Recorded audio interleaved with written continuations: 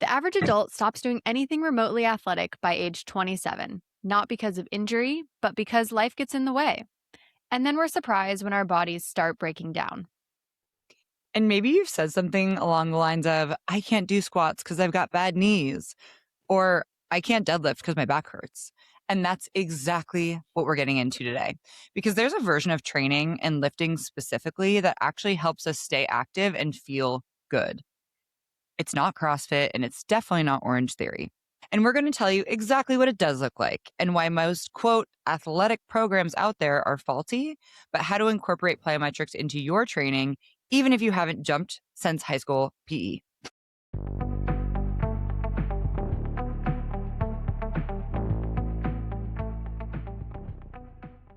Welcome back to the Overt Thinking podcast, the show for women navigating fitness and health in a world that makes everything way more complicated than it needs to be. I'm Kelsie. And I'm Bri. And if you're here, chances are you're tired of overthinking every fitness trend that demands us to shrink and has us feeling like we're failing at a system that never wanted to see us win. And this podcast is your safe space for honest conversations and evidence-based guidance so you can stop spiraling and finally live the healthy, full life you know you deserve. Today, we're talking about the style of training that's blowing up our feeds. And it's not new. It's just getting the well-deserved airtime. Yes, yes. And we want to start this episode by saying we are not backtracking on anything we've said, right? Like pure strength training basics is the fundamentals. You have to have strength and muscle in order to be able to do plyometrics really well, right? They're kind of like a mini advanced version of the next evolution of strength training. And I've been doing a lot more plyometrics in my training just because years of powerlifting and lifting and bodybuilding has just made my body feel really tight and locked up. And as I'm getting older, I'm like noticing those things more because I'm not doing skipping, running, jumping as often. But as you get older, I'm also confronted with like, shit, I want to be able to like break out in a run sporadically without hurting myself. Right. Or every time you go out to the sidewalk to go for a run, you're like, oh my God, how am I ever going to move my hamstrings again? But you are also Right. someone like maybe a lot of our listeners who struggle with some back pain. And I'm Yep. curious, how's your back feeling now since incorporating more dynamic movement? It's actually been feeling really good. I definitely feel like it's kind of a reinvigorating feeling where I feel like proud of what my body's capable of. Like if you follow me on Instagram, I've been doing a ton of box jumps and people are like, "Oh wow, that's so impressive." And it does feel really cool to be able to like jump high, and some of that is just like my natural athletic abilities, but a lot of it is like trained strength and power that I've built over the years.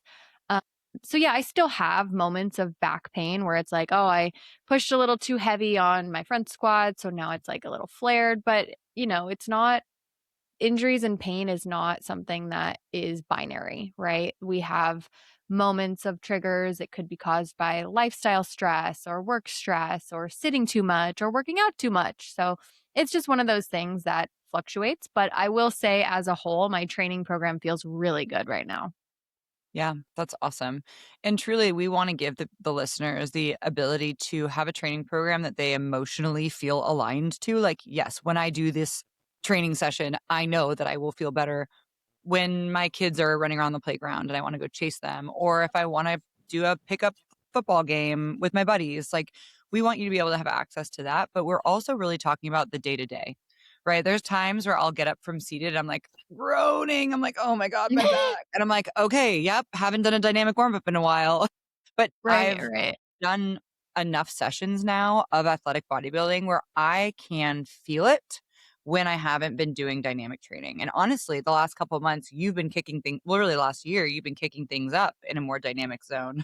And I've kind of Mhm. gotten away from it just with being so busy. And I feel it. Yeah. I truly feel Yeah. that my body does not feel as resilient as it did last summer, like going into flag football this season. I think it's important that we talk about what that gap is, right? Because we can have this base level strength and muscle, which is great. Like we all hear about and we've talked about on podcasts why strength training weight bearing activity is good for bone health. It's good for keeping your muscle around as long as you can. Like, those are the features of longevity that we actually want. Those are the heavy needle movers. But there is a gap to feeling good, right?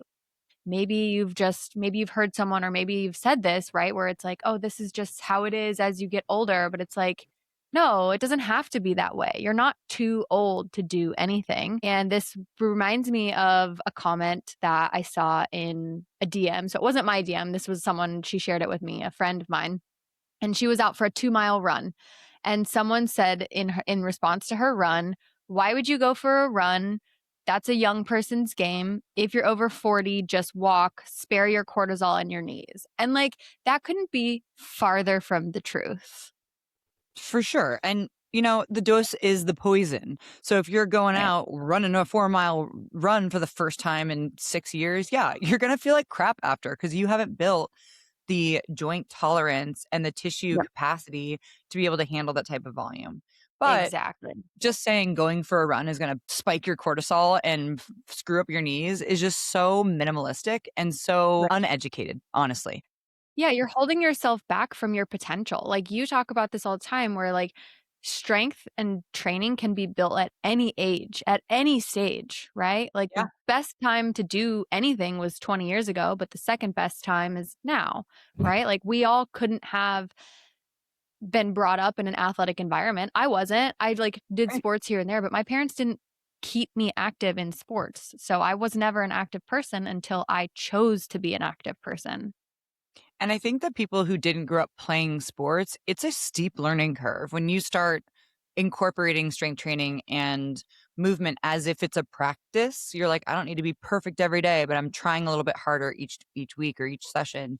That is the reframe. So if you're someone who didn't grow up playing sports, like this is the time. Like let's have some recess. Let's have adult recess together because there Right. are a few different types of dynamic training that we want to talk about and kind of just like the differences of them and then why we ultimately created athletic bodybuilding as our cornerstone that incorporates everything that we need into training. So, Right.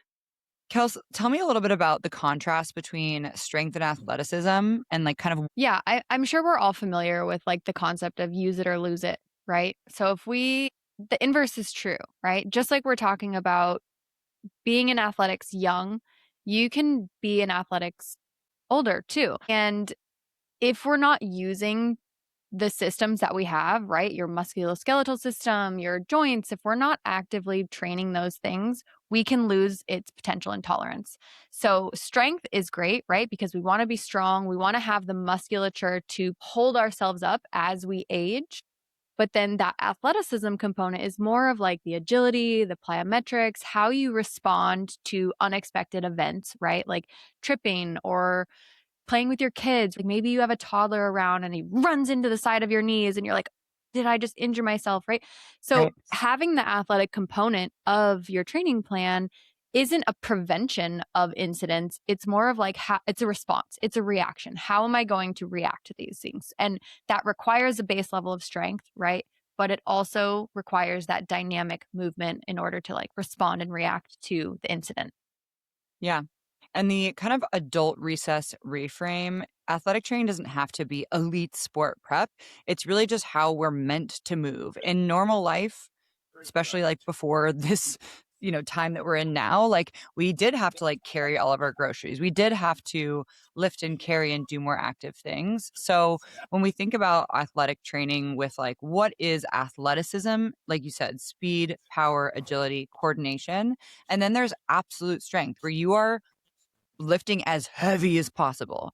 So, what we're trying to do with athletic bodybuilding is create a very formalized and simple structure for you as the athlete, even if you've never played sports before, to take on training as an athlete. It's not just working out. When you go work out, you're like, okay, I'm going to do a couple sets of this, couple sets of that. When you are training, you are going into the gym with intent.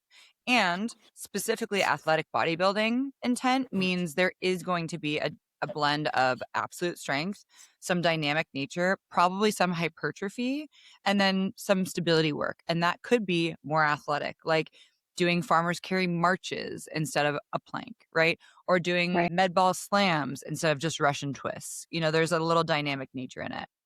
I think there's also this like intimidation feature, right? As someone who's not been an athlete my whole life, like you, right? Like I don't play sports.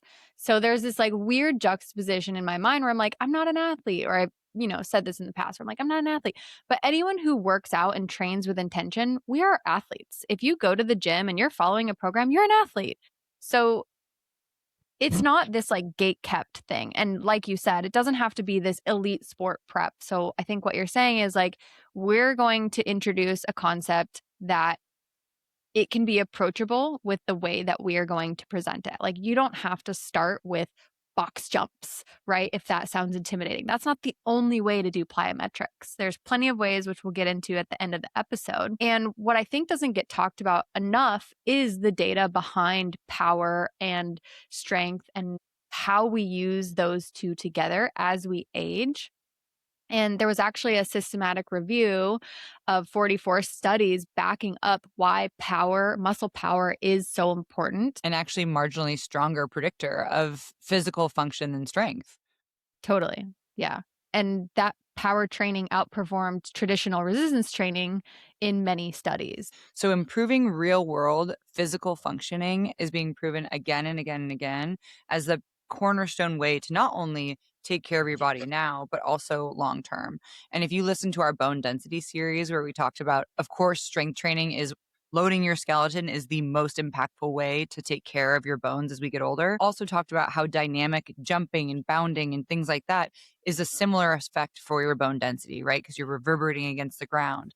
So, we're going to give you the insight into how to do both and not burn out your knees and low back in the process. Right. And I think as we go through this, it's important to make the distinction that what we're talking about, plyometrics, is not the same as HIIT or cardio or circuit training or Or boot boot camp. camp. Right. We're not turning our box jumps or split jumps into just cardio output because, like you've talked about previously, those are very glycolytic in nature. And that's not what we're trying to train. We are trying to train a very intricate system in your body that trains explosive power reaction. So as we break this down, we're going to talk about like split jumps, right? Where we're not doing 20 reps. We're going to do like 3 and we're going to do them really well. But And then we're going to rest. right, right. And so these are very different outcomes when it comes to comparing HIIT circuits versus plyometric training because one is you're basically just fatiguing yourself, right? Like this is where you're working out. You're working out for cardio conditioning. Fine, that has its place. But power training or plyometrics is about power expression. That is actually the mic drop because when we do this like hit and conditioning and da da da, a lot of people will be like, well, I wasn't sweaty. I wasn't sweaty after my 3 box jumps. Was it effective? And it's going to feel different and your body's going to respond differently. So let's break down the difference between, true glycolytic work or interval training or conditioning work and then true power work. If you look at the work to rest ratio, that's going to be the largest determiner of what energy system you are biasing. And with that, if you look at kind of the scale of work to rest, the more power needed, the less time you're working. The less power needed, the more time you're working because you can't sustain that same amount of power and energy output for that long, right? And this is Totally. different for everybody in terms of like how long you can hold on to power, but for most of us, if we are expressing our highest forms of power, you need a lot of rest and probably longer rest than you think you need to. I think an easy way to make an example out of this that's easy to digest for people is thinking about like running a marathon versus running 100 meters, right? If you've ever run around the track, 100 meters is that one straightaway. You probably wouldn't run a marathon with your all out effort, right? Because you're going to get tired. That's a different energy system. If we think about 100-meter and you're stopping at the end of that straightaway, you're probably going to give it 90% gas because you know it's a short burst. So those are the different energy systems we're talking about here. Yeah. And if I was to time you on that 100-meter sprint and I was like, Kelsie, you better get the same exact time or even better, don't you think you'd like, I need to rest quite a bit? That's like pressure. Isn't that the 100%. training pressure that actually elicits response to change? Yes. And that's why we're telling you. So if Right. you go into your, say, Orange Theory F45 class and you're at a very high effort, but you're expected to sustain it for 3 minutes, 4 minutes, 5 minutes, you are in a completely different zone. Even 1 minute is a completely different zone of you having to hold that level of effort. So Right. when that person in your DMs was like, save your knees and your cortisol. Well, glycolytic training is actually very stressful in nature because you are going for fatigue. You are trying to push your fatigue tolerance. And so you're burning a bunch of calories and you're literally just depleting your body. But you're running on depleting your glycogen, specifically your carb source. That's why it's called glycolytic, is that it's pulling at your energy stores to fuel that exercise. And so if you are depleted in glycogen, maybe you're like, I don't eat carbs, but I love Orange Theory. And then you go to your Orange Theory class and you burn out all the carb sources that you have. And now your body is super stressed because it doesn't have energy to use to do this thing that you're forcing it to do. And that is where cortisol starts running the show because your body is trying to stay alive, trying to keep running from this lion that you run for 45 minutes away from. But And then then you after add that, work stress on top of that, not sleeping well, calorie deficit. All of those are inputs that are constantly dragging you down when in reality we need more, or sorry, I should say outputs. When in reality we need more inputs like adding a little bit of calories, adding some recovery time, adding good sleep routines. This is all the stuff that makes your recovery and your success happen. absolutely. And when we think about the woman that we know her. She's doing 6 classes a week. She's trying to do really clean eating, probably minimizing her meals, but then eating a ton of snacks because her body is starving. So for this person that was like, save your knees and your cortisol, it's like, we're actually not burning out your knees and your cortisol. If that's the right stimulus for you, you can adapt to that, but you also need to add in some rest periods. The first time I heard the word glycolytic was when I was competing in CrossFit specifically. And if you know anything about CrossFit, it's really just how hard can you go for how long? How fast and how hard can you possibly push your body? And CrossFit also uses what's called the hopper method. The hopper method is you put all the movements and all the reps into a hopper and you shake it up and you put it down and you say, that's my workout for the day. So there's Wow. no progressive overload. There's no clear system to increasing your capacity in a specific movement. The idea that just randomness equals athleticism, it's the unknown and unknowable. That's not true. That's not true. And that's why after 2 years of CrossFit, people burn out, their knees are hurting, and then they're coming to us. So CrossFit's whole Yeah. idea of muscle confusion and then also going harder, harder, harder, harder without building rest periods in or without teaching your clients how to fuel and recover after something so hard like that, or prioritizing memberships and classes per week for their bottom dollar versus knowing that only one or two of those classes is probably what you need. Might even be too much depending on where you're starting from. Right, right. And these might have their place, right? If you want that conditioning, but our message is let's not mistake what those things are for plyometric training and what we're talking about today. So these might feel athletic, but they're not building qualities that make you resilient as an athlete and make you better at jump training, reaction time. Like CrossFit will just make you better at CrossFit. Like if you want to go to the CrossFit games, then yeah, you need to practice CrossFit. Yeah. And I think you nailed something really important is that if someone's listening to this and they are doing CrossFit Orange Theory 5, you're doing great work with jumping and bounding and all of that. We're not taking that away from you. We celebrate that absolutely. We just want to make sure that we just want to make sure that you can stick around for a while and that you can actually keep doing dynamic training in years to come. So, Yeah. let's go into our defining the 3 modalities of athleticism that we commonly use as coaches. Yeah. And the first one, of course, like we mentioned, is strength training. So this will be your foundation. You should be following a program of some sort that guides you through a progressive overload structure. It has structure and it is appropriately dosed for you. And I say that to mean if you are someone who has never touched a barbell, you might not want to start with a barbell immediately or start with a regression of, say, a back squat. Maybe that means you're doing a barbell box squat.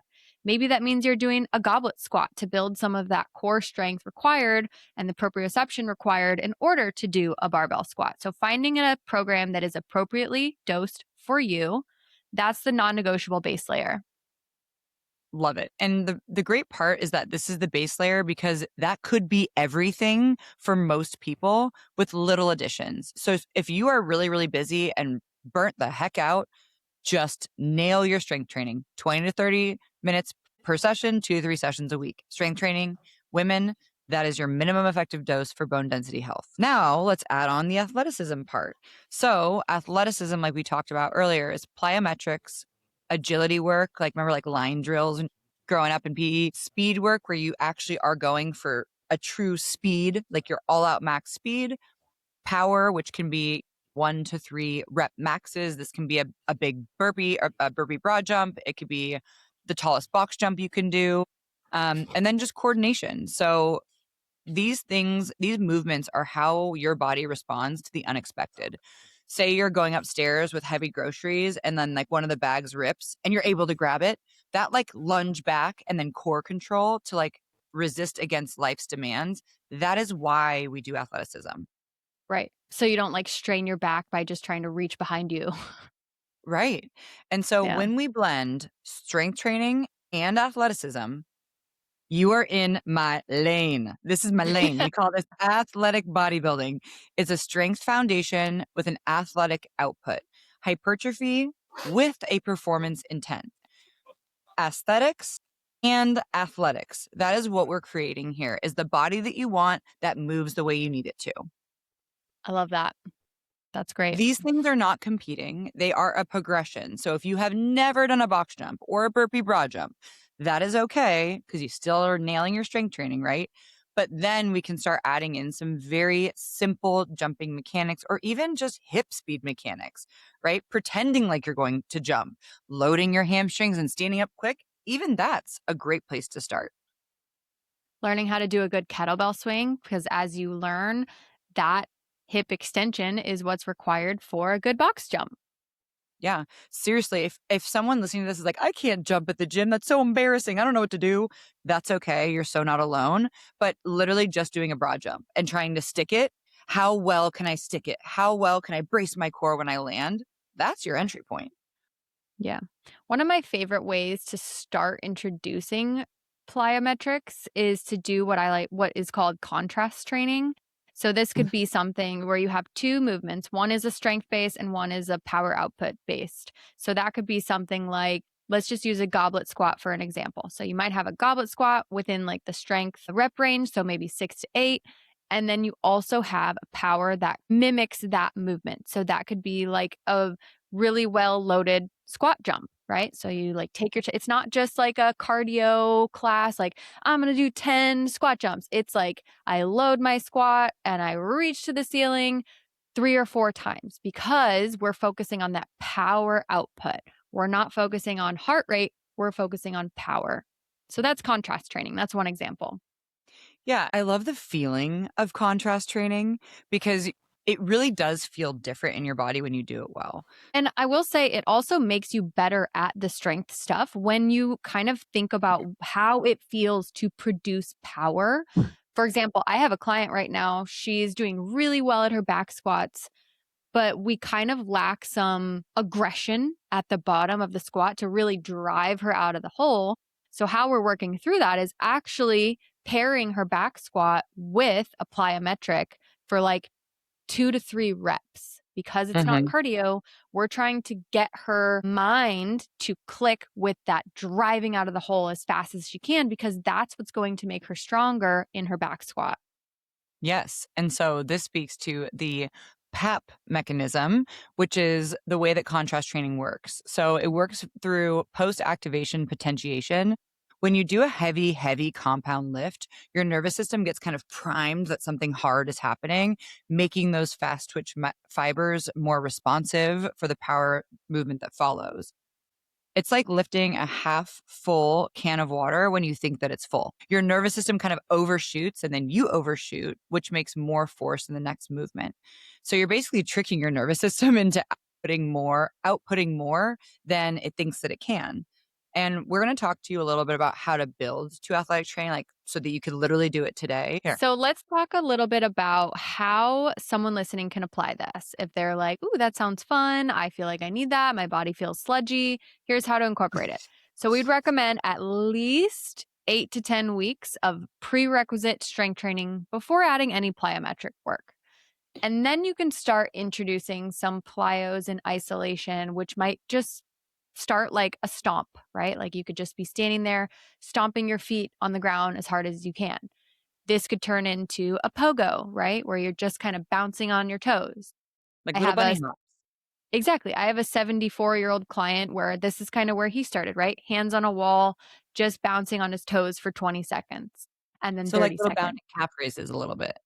Exactly. Right, right. Yeah. Where you're just on your toes, you're kind of just like really building that in like light impact. Then you can start to build in a plate, right? Where you're like doing a pogo where you're going up, down on a thin plate on the floor.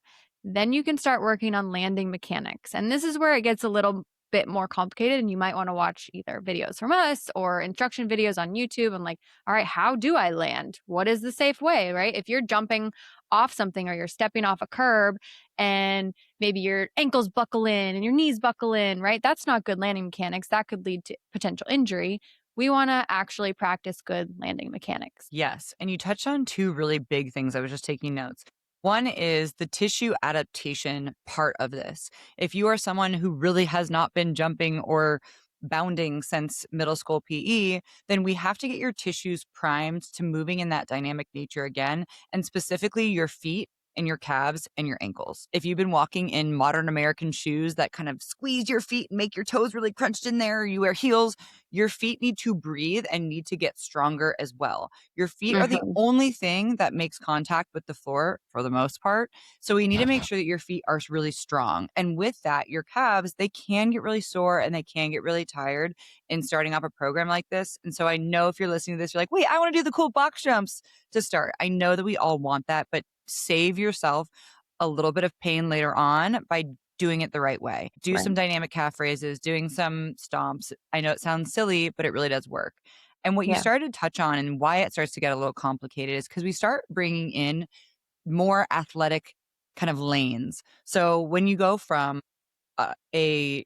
bounding calf raise to a pogo hop or to a jump onto a plate, you're now adding coordination into the mix. So your brain is working exponentially harder because it has a job to do now. It's not just bounding up and down. You actually have a job. You have to land on the plate. So that also requires coordination. And then when you're bounding up and down, now you're adding an agility. And that is Hmm. where your body is now recognizing timing to bound and jump, bound and jump. And especially with our aging community, they have to also be aware of proprioception, where your body is in space, right? Like they may not be able to do that without looking at their toes. Whereas someone who's younger, right? Like we could probably jump on something without looking, and that's Yes. okay, right? Like, so I'm having my 75-year-old client holding the wall, and then he's allowed to look at the plate as we jump up it for now. Cool. And then we'll still hold the wall, and I'll have him look at the wall and try to jump on and off the plate.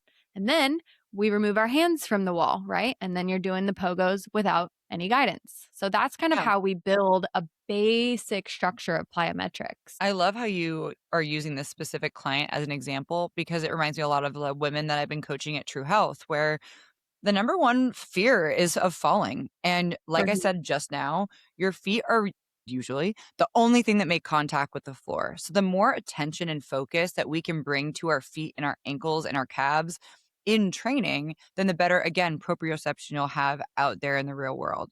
So Yeah.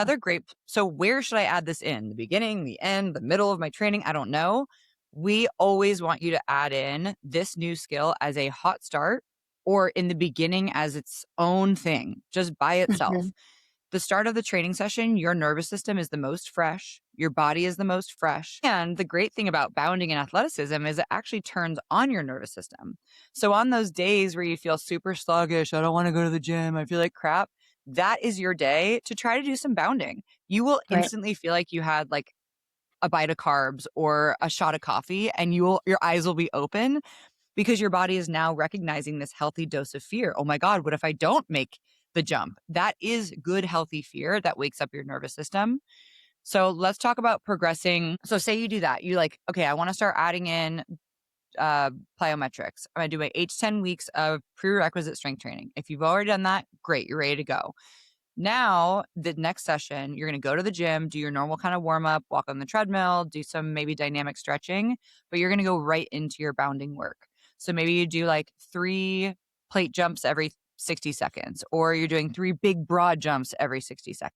Then, once you've done that for, say, another 6 to 8 weeks where you're playing with this hot start, playing with this skill, now it might be time to pair it as a contrast superset. I know you love contrast supersets, so I want you to give it to the people. So this could look like something like an accessory with a non-complementary isolation. So maybe you have some knee extension. So let's think about the goblet squat example, or leg extension or leg press.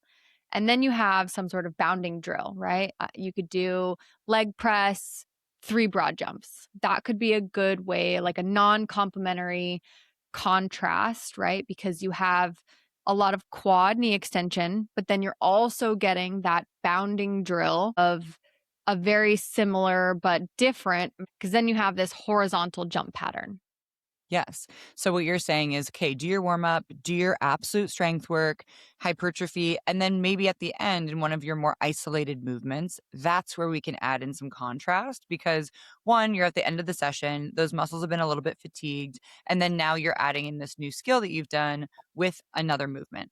So what I Yeah. would suggest is once you've done that for, I don't know, another cycle, 6 to 8 weeks of playing with bounding again when your legs are a little slightly fatigued, or if like that feels, kind of scary, you could do, say, even like leg press, and then you do some plyo push-ups. That can be a similar stimulus in terms of athleticism that doesn't burn out your legs if you're a little bit more of a newbie lifter, or, you're an older lifter who hasn't, been doing this style of training for a while. So the next jump Right. up would be what most people will see on Instagram as a contrast training, where you're like doing a heavy deadlift or a heavy squat or a heavy bench press, and then you pair it with that plyo thing. But now it's in the primary section of your strength training. So you do your warm up, then you go right into this. And it's complementary muscle groups too, in this case, because you have your primary lift. Let's use a box squat or a back squat as an example, but now you're also pairing it with a vertical jump or a box jump. So those are complementary energy systems. So it's back to what we talked about in the beginning, where you have that strength component and the PAP response of the power output. So it's that like elastic contraction that we talk about. And resting between will ultimately make your back squat better because it's that like tricking your brain response to creating more potential. Yeah. And if you're someone, again, who's relatively new to this stuff, and maybe you're relatively new to lifting in general, I don't fast track my clients into doing complementary contrast, like strength training into like like a squat to like a jump squat. Like I would usually go into non-complementary first. So it's like goblet squat into plyo push-up or into like med ball slam where like my legs aren't as fatigued. But once you've like done this for a bit, like you can get a ton out of doing complementary contrast training. And pairings in that way could be and should be, once you're more advanced, biomechanically similar. So like you said, squat to vertical jump, deadlift to hinge like a kettlebell swing or a broad jump, and then bench to like a med ball chest press or a plyo push up. And multiplanar and unilateral work matters too. So rotational landmine press, a rotational med ball throw, a lateral lunge or a Cossack lunge, or even just instead of pogo hops forward and back, you're going side to side. These aren't just for advanced people only. They're just like under programmed. And as we say in this podcast, you are adaptable at any age and your body will adapt to any stimulus you give it. So as long as you don't go hot out of the gates on day one, this is the right track for years and years and years to come for you.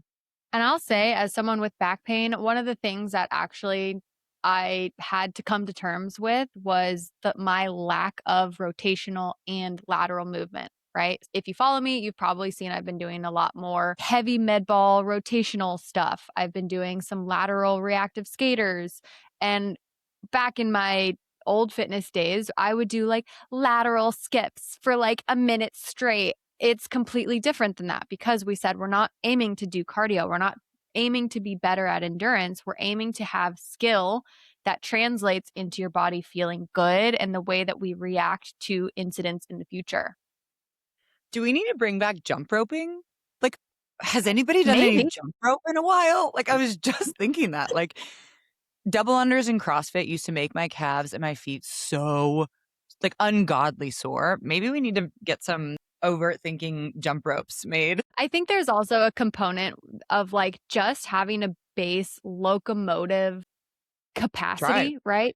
So this could be things that work on acceleration, speed, agility. So this is something like maybe a heavy sled push or a sled drag or a lateral sled drag, or even just doing sprints on a treadmill, right? Or sprints Yeah. outside or up a hill. Like hill sprints are some of the greatest plyometric responding power output. Also, again, another option to offer, like the intent of your lifting matters. So if you're going to go do a bench press, like instead of doing like going right for like your heavy lift, like maybe in your first set as your hot start, you're slowing on the way down and literally exploding that bar as fast as you can. Or Right. in your back squat, you are actually adding an explosive intent to your training.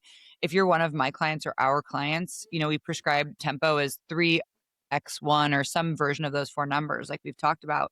If that third number is an X, I expect my clients to do the best they can, putting forth an explosive intent.